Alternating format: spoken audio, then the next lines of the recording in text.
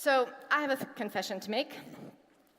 Each week, when I get ready to prepare for worship, oftentimes my first feeling, I will let you know, is overwhelm. Kind of in a good way, but this overwhelming sense of the job of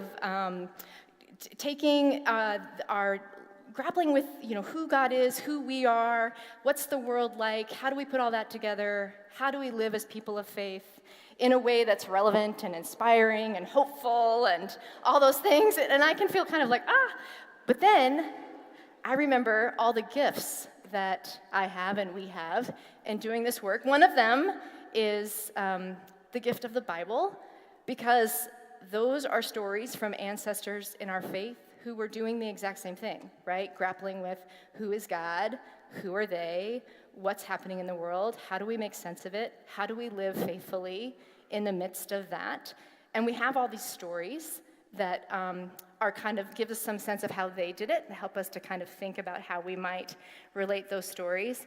And the biggest gift is all of you all, because, this isn't something that I do alone or that we do alone, but we think about these questions together. That's what it means to be people of faith and to do liturgy, the work of the people, together.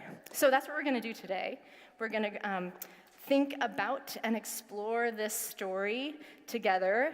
And today we have a particular gift because we are intergenerational community together. We're all ages community together. And definitely, I know that y'all believe that the insights, the epiphanies of God live in each of us, in all ages, from the moment that we're born until we're no longer taking breath on this earth. We have insight and wisdom that we get to and need to share together. So every age person is invited to participate today.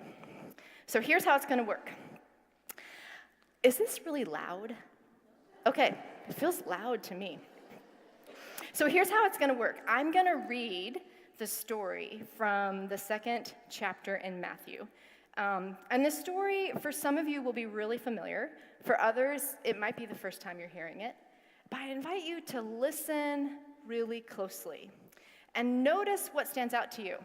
And if you've heard it before, particularly notice what might stand out to you in a new way.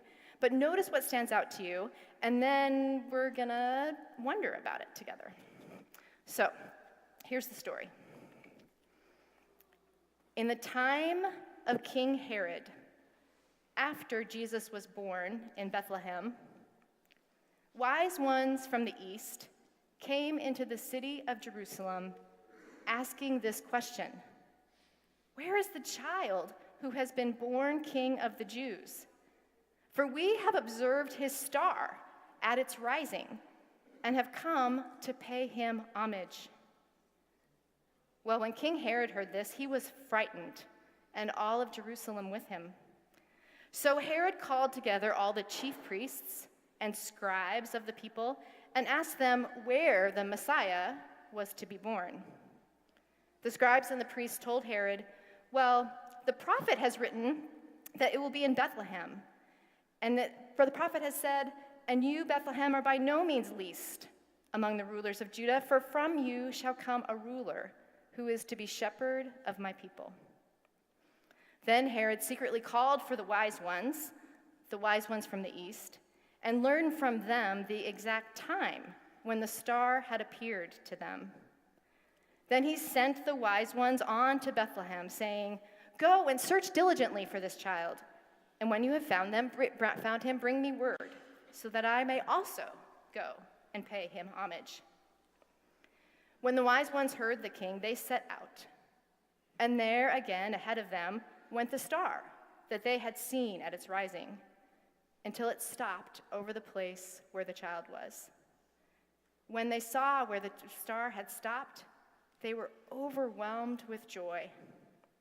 On entering the house, they saw the child with Mary, his mother, and they knelt down and worshiped him. Then, opening their treasure chests, they offered him gifts of gold, frankincense, and myrrh.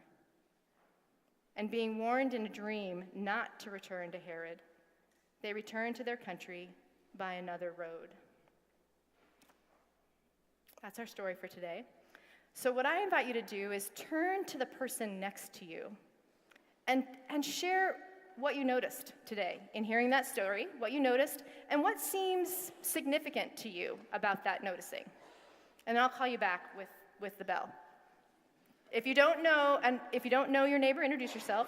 What did you notice in the story, and why? What seems significant about that to you? And y'all, come join the conversation.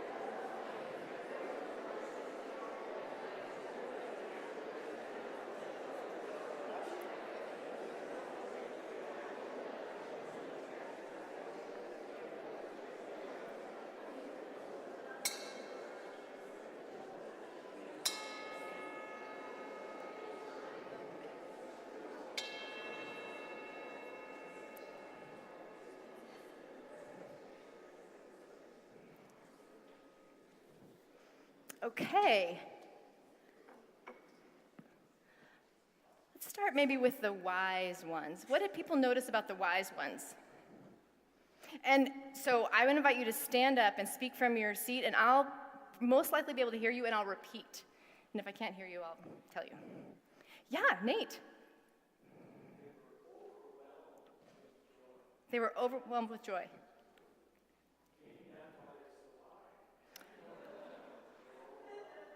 Maybe that's why they were so wise, because why?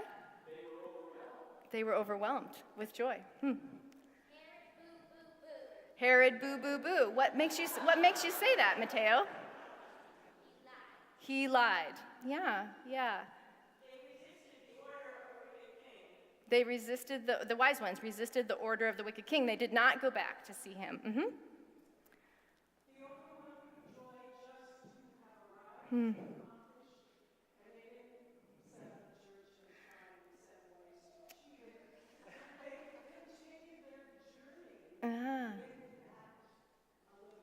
So Margaret says they arrived, they were overwhelmed with joy, and they continued their journey with that joy and didn't set up a program or a church or an altar, but they moved, they allowed that, is this an okay paraphrase? They allowed that joy to inform their moving forward. Is that what you were saying? Okay, great. Christina.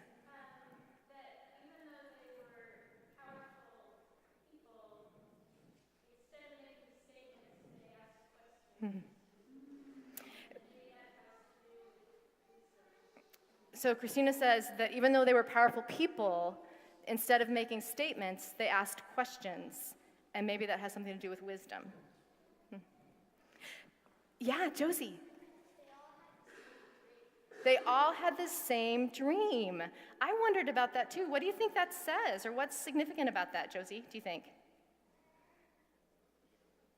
Yeah, I wonder. I know, that's an interesting insight. Yeah, Lulu.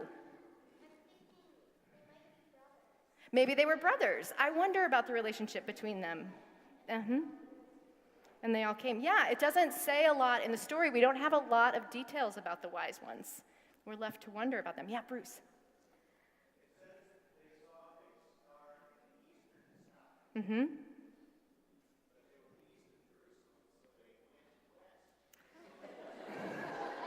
So Bruce is asking questions about where they saw the star and what the direction was, and how that lines up. Yep. So I think, what's significant to you about that? Is there a...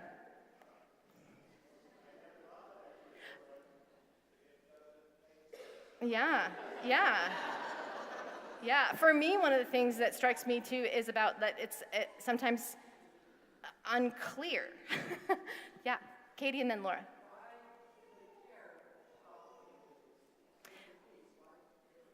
What was their motivation? Yeah, we don't know. So why did they care about the King of the Jews? What was it about this star or this story that drew them? People who weren't Jewish, right? People who were of a different faith, coming far distances. Yeah, we don't know. Laura.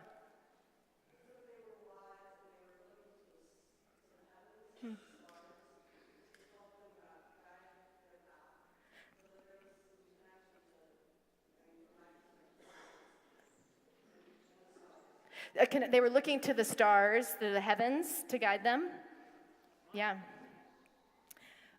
Yes, Carmen.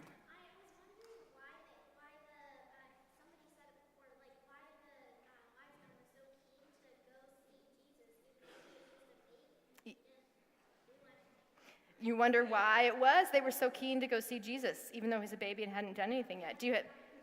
Why they thought he was so important? Do you have a thought about that? Yeah, you wonder. Yeah.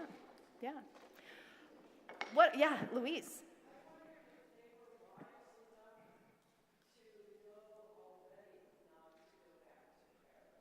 You wonder if they were wise enough to know already not to go back to Herod. What it was about that? Yeah. Yes, Lorana. I think it's marvelous that it's all about stars because something happened dramatically.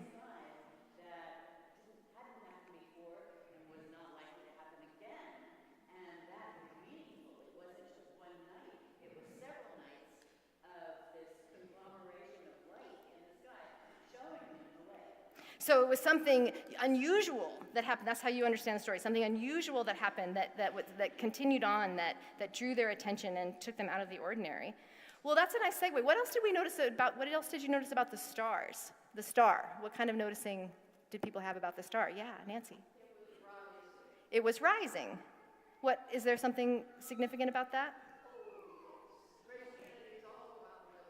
Levitation. Yeah, good. What else about the star? Say again? It stopped. Say more.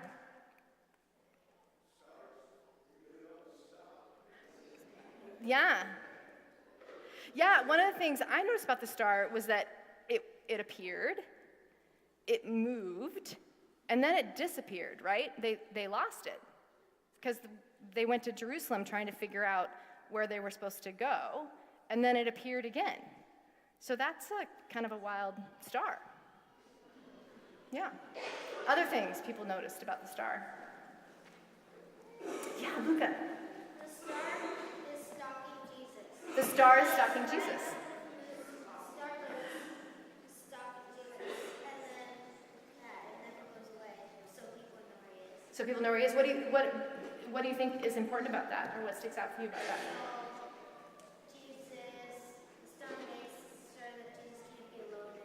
The star makes sure that Jesus isn't alone. It marks where he is. Yeah. Carmen. The star is kind of like God because it's leading everybody towards Jesus to help them. Carmen says the star is kind of like God. It leads people towards Jesus, the source of help. That's a good, yeah, Carolyn. I always wondered if maybe we interpret the star as a star, but if it's actually maybe an angel. Carolyn is wondering if the star was interpreted as a star, but it was actually an angel. Say more about that. Like, what would that mean? Like on Christmas Day, the shepherds all saw the angels. And I'm wondering if that was a remaining angel or a remaining cluster of angels that others saw later. Yeah. Because they couldn't comprehend it, they just called it a star. So the same energy that shows up as the angels in the Christmas story with the shepherds could be the same thing that draws the wise ones. Yeah, Luca. And when the star disappeared, the angels went all down to check on Jesus, and then when it reappeared, they went back. Maybe the stars and the angels in cahoots with each other. Yeah, trip on that. Alex, did you have something you were going to say? No? Okay. What, any other noticings from the story? Yeah, Richard. Well, to me, in over 2,000 years, people in power, the rulers still lie. So that piece about where is the wisdom, where is the truth in the story, and in this story, the ruler lied. Yeah. Stephen. So I noticed that Herod had enough sense. He probably was genius enough to know to be afraid. But the second question I had was, it says that all Jerusalem was afraid with him. Yeah, Stephen's noticing that Herod was smart enough to be afraid, to be frightened, but the story says, and all Jerusalem with him. I wondered about that too, and I did a little exegesis, a little study of the text, and what biblical scholars say about that is it's referring to the scribes and the teachers and the priests, so the elite of Jerusalem. When it says all Jerusalem, it's not talking about all the people, but the people who were also with Herod in the positions of power. I'm not sure if that's what Matthew, the person who wrote this story, meant, but that's what some scholars say. Yeah. Yeah, I was really struck right at the beginning of the story when it says Herod is afraid. And I was thinking about there's so many ways for us to be afraid about God's purpose for us. The wisdom of that, interested in God's purpose, back on the way, walking away from fear. So I want to see if I get that. So Joe was saying that it struck him that Herod was afraid because that's so true. There's so many ways that we can be afraid of God's purpose showing up in the world or in our life, and that the wisdom of the Magi to continue to seek that and to go home by another way, and to even though it may have also been fearful for them. You didn't say this last part, but even though it may also have been fearful for them, yeah.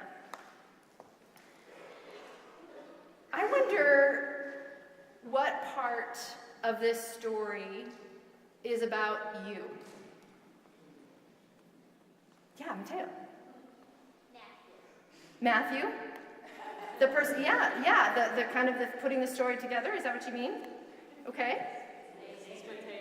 Oh, and your name, right. Thank you. It's true. Yeah, thank you. Might be kind of a hard question to answer, and particularly in a big group. Yeah, go ahead, Margaret. I feel like it's telling me to follow my understanding, follow what I see, and seek advice, but take the results. To follow your understanding and to follow what seems true for you, and to seek advice, but to be wise as serpent, innocent as dove about that advice. Yeah. Sue.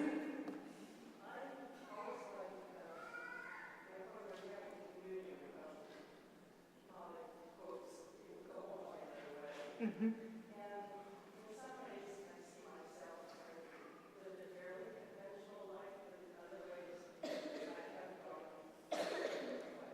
So noticing in your own life when you have chosen to go home a different way or go a different way.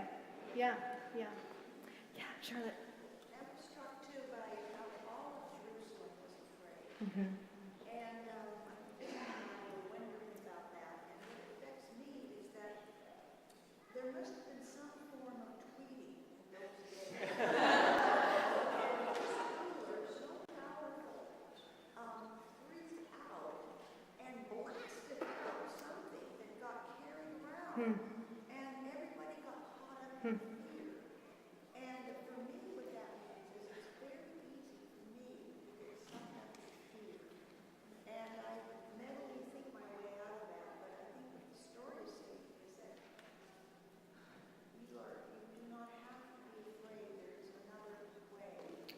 And you can move through that and end up someplace else where it won't hurt you. So let me see if I can get all the wisdom that was in that. Charlotte was reflecting on also that statement about, all Jerusalem was afraid, and saying how there was something about Herod that his fear then infected all the people around him. He projected it out, and this fear then radiated. and how that can happen. And the wisdom, the invitation, is to notice for ourselves when to not get infected by fear and to go a different way. Is that essentially, did I essentially get it? Yeah. Stan.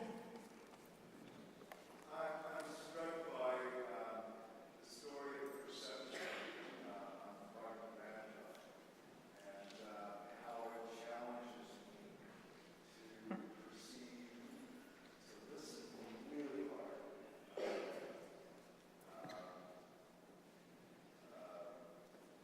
Question my own stories, listen. So Stan was struck by the perception of the Magi and challenges him to question his own, what you're perceiving, and to listen deeply and continue to be open. Is that an okay paraphrase? Carmen.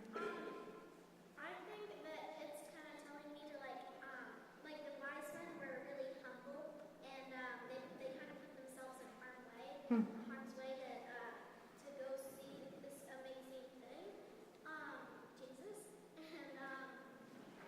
and I think that we should all try to do that maybe, and also not be afraid of what God has in store for us, because I think that Herod was afraid of kind of God and that stuff, because So Carmen's pointing out that the humility of the wise ones to be willing to follow the star and to go into the unknown, and it led them to this amazing thing, to this amazing revelation of Jesus, and to encourage all of us to be willing to do that too, and to put aside fear, to follow that. Yeah, thank you.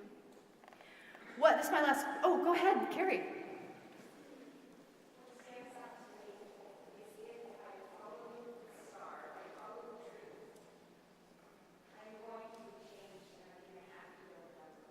If I follow the star, I'm going to be changed, and I'll have to go home another way. So we could keep doing this for all day long. Y'all are. Do you want to just come to my house every time I have to prepare a sermon? This is great. And we need to move on to the other ways that we'll continue to explore and embody Epiphany. But I invite you to think about the wonderings that have been brought up today, and how folks have said, how it is that it's about them, and think about how this story, what is it, I wonder where we are in this story today, and to continue to talk together about that, and to hold that in our heart. And I have a prayer to end this time together. So I invite you to be in prayer with you. Holy God of dark skies and starlight, thank you for the gift of this ancient story and the gift of this community who seeks so faithfully to follow you. Send your star to guide us. Give us wisdom to recognize you wherever and whenever you come to meet us. Give us courage to follow where you lead, and patience when your star is faint and hard to see. Give us grace to respond to you and to each other with the best gift of all, a curious, generous, and open heart. In the name of Jesus, our bright morning star. Amen. Thank you.